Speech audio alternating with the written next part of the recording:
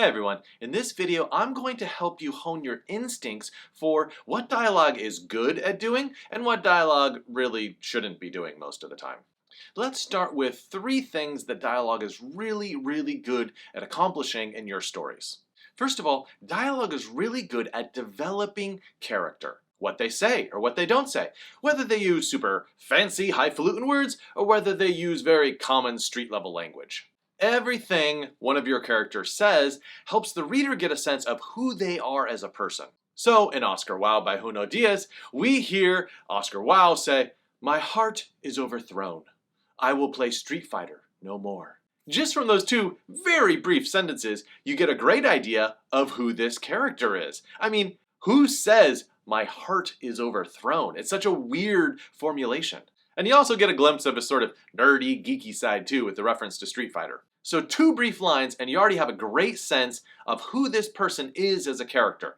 That's how powerful dialogue is at developing character. A second thing that dialogue is really great at is stoking conflict. Dorothy Allison actually calls this type of dialogue oppositional dialogue.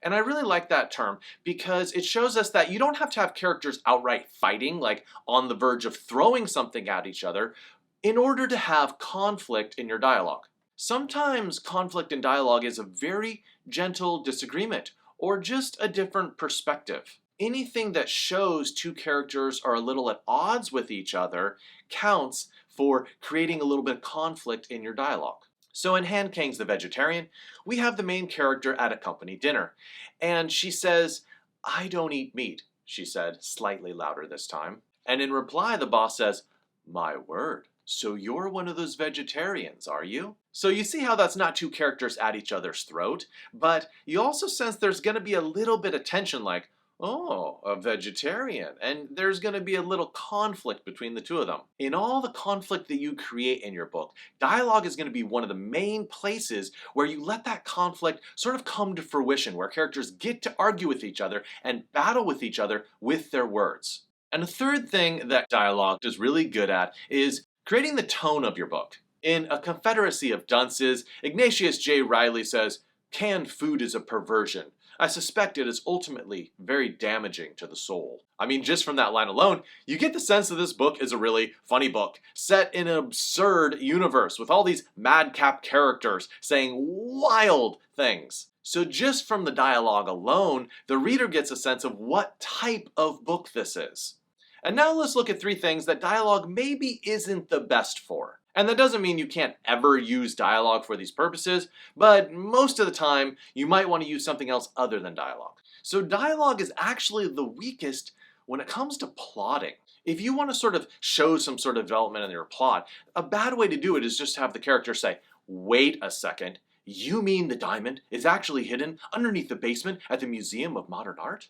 I mean, it gets the point across, but it's not probably the best use of dialogue. That's what's called expositional dialogue. And you're not so much explaining it to the other characters in the scene as much as you are using that character to speak directly to the reader. And that's a problem because you're sort of breaking the rules of fiction where this character needs to be speaking to other characters in the scene. And that makes the reader feel like this isn't very realistic dialogue. This isn't something this character would actually say if they were in that scene. A second thing that dialogue might not be the best at is backstory, especially when you get into long backstory, for instance, and you want to take a paragraph or two paragraphs or 5 pages to explain something in the past, and you have a character saying all of that. It's usually best to put something like that in the character's thoughts, rather than having two characters talk it out, or rather than having this super long monologue.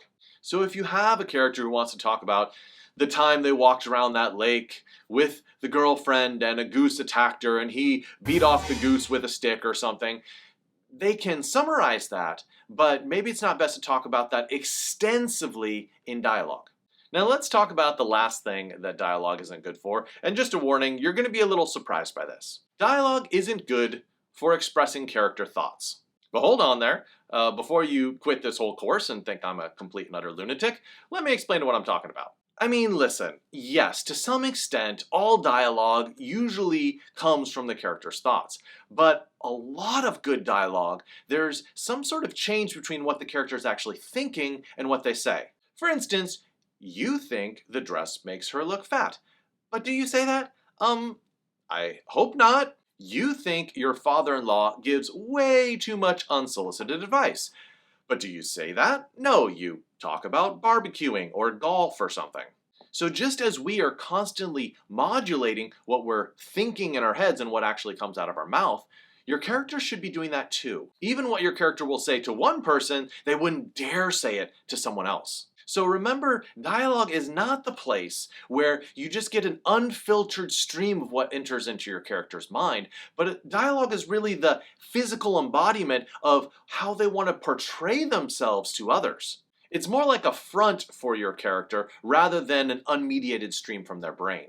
In the end, you want to create a gap between what your character thinks and what they're actually saying. Now, some of the time, sure, absolutely, they are going to say exactly what they think to that person that they've been hating all along, but that actually happens much more infrequently in fiction than you would think. Okay, I hope that gives you a better sense of what dialogue is very, very good at, and then what dialogue is a little bit weaker at. In the next video, we are going to work on writing retorts. In other words, having good comebacks for your characters. I'll see you then.